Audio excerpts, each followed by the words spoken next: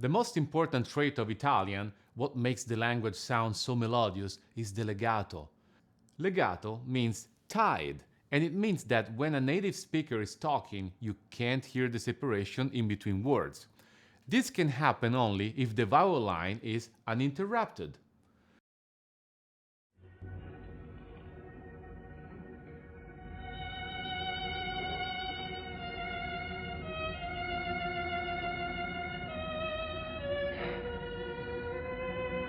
Veniste la promessa, che di sfida ebbe luogo. Il barone fu ferito, però migliora. Alfredo in stranio suolo, il vostro sacrificio io stesso gli ho svelato.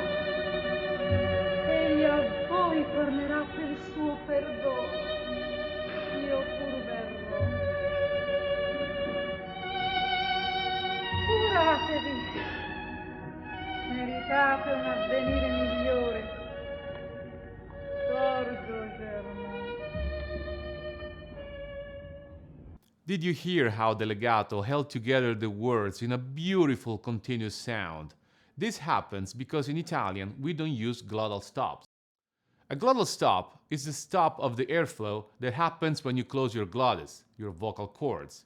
In English, a glottal stop can happen whenever a word starts with a vowel, and it sounds like this, as in oven.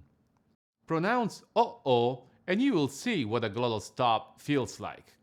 Without it, it will sound oh because the air doesn't stop. In English, glottal stops can be used in all areas of speech. In Italian, we don't use glottal stops because of the legato, which is exactly the opposite of it. The word amore, which starts with a vowel, has to be pronounced amore and not amore. Can you hear the difference between the first amore and the second amore? In order to pronounce it correctly, you have to open your vocal cords first, almost like adding a tiny H before the A. In order to keep the legato going, you have to be able to go from word to word without stopping the airflow, especially when you have an elision, which happens when two vowels connect to different words. The words the oven in English can be separated by a glottal stop. This can't happen in Italian. In la disfida ebbe luogo, the A and the E have to be connected through the legato. Here is an example of how this sentence would sound with a glottal stop. La disfida ebbe luogo. Let's listen to the same line delivered with legato. La disfida ebbe luogo. Did you notice how the legato gives this buttery, silky texture to the sound of the language? This because the vowel line was uninterrupted. What is the vowel line? It is this. Anytime we engage the vocal cords, we are holding the vowel line. By changing the shape of our mouth, we will produce either vowels or consonants in a series of sounds that will shape into words and sentences. It is important to feel the pressure on your vocal cords while pronouncing any word. The challenge of the legato is to keep the vowel line uninterrupted, no matter what we are pronouncing. It would be incorrect to separate these sounds.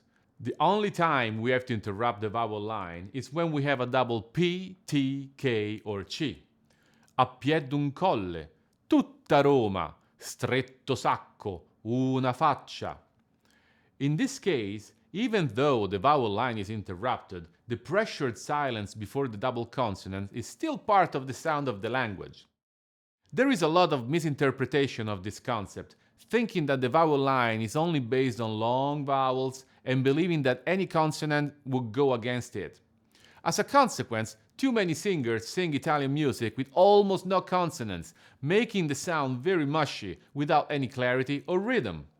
Think about it speaking English with no consonant. How much are you able to understand? Now, translate this into an aria, and you will obtain a melody with no understandable words, rhythm, and unclear pitches.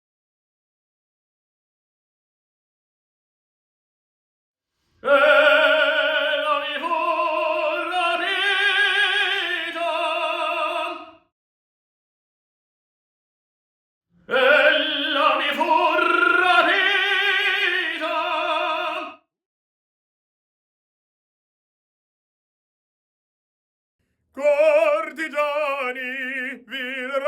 razza danata. Cortigiani di razza dannata. Which one do you think is the most expressive? The vowel line happens every time the vocal cords are engaged, both with vowels and voice consonants.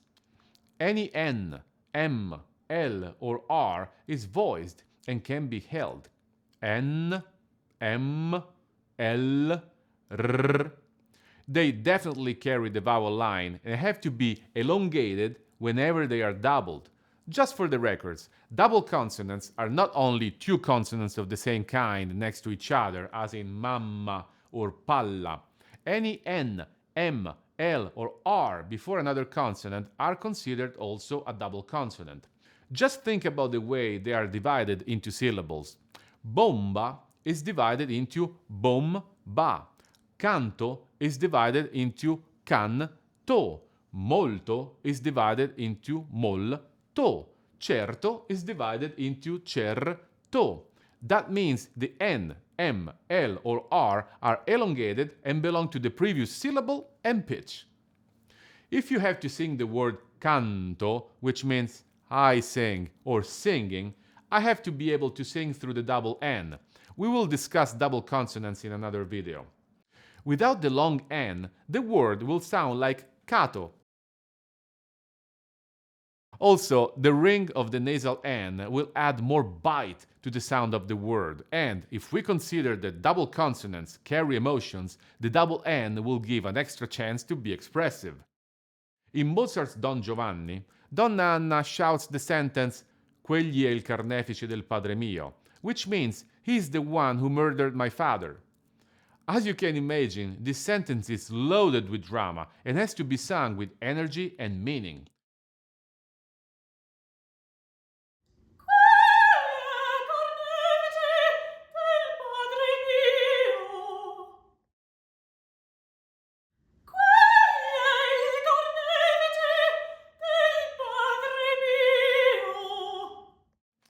Perfect diction, strong delivery, and beautiful legato, even with all those consonants. It is important to learn how to sing through them. The last concept we're going to cover is about pure vowels. Italian vowels are considered pure because when uttered, their sound, or shape of the mouth, doesn't change and remains pure, unlike vowels in English that most of the times end with a diphthong. By keeping vowels pure, we will be able to be more rhythmical with vowels, which will add to clarity in rhythm, pitches, and general delivery of the line. The secret is thinking in steps. When we have to go from one vowel to another, we have to keep both shapes pure, not gliding into the next one, but keeping it pure until the very end, then change it into the next shape.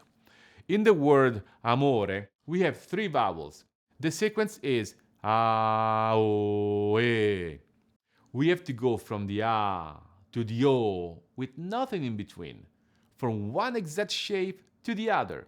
We can even use a breath stroke to mark the change of shape. This way the vowels will stay pure. The most common issue for English singers with words like amore is that the single M gets usually doubled. This happens mostly because the singer won't stay on the vowel until the very end and will lean on the M instead, following the English speech pattern which leans on consonants. Hold the A until you are ready for the next syllable, then changing abruptly to the O, with nothing else in between. Feel the moment when you're going from one vowel to the other, then add the M right there in the corner. Now you are pronouncing the word correctly, with the right rhythm and with pure vowels. Don't forget that everything in Italian is based on vowels.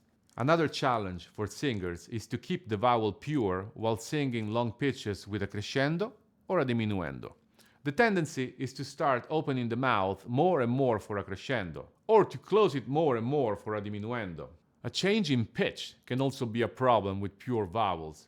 Be sure the shape of the vowel doesn't change while singing a portamento, a coloratura, or a cadenza.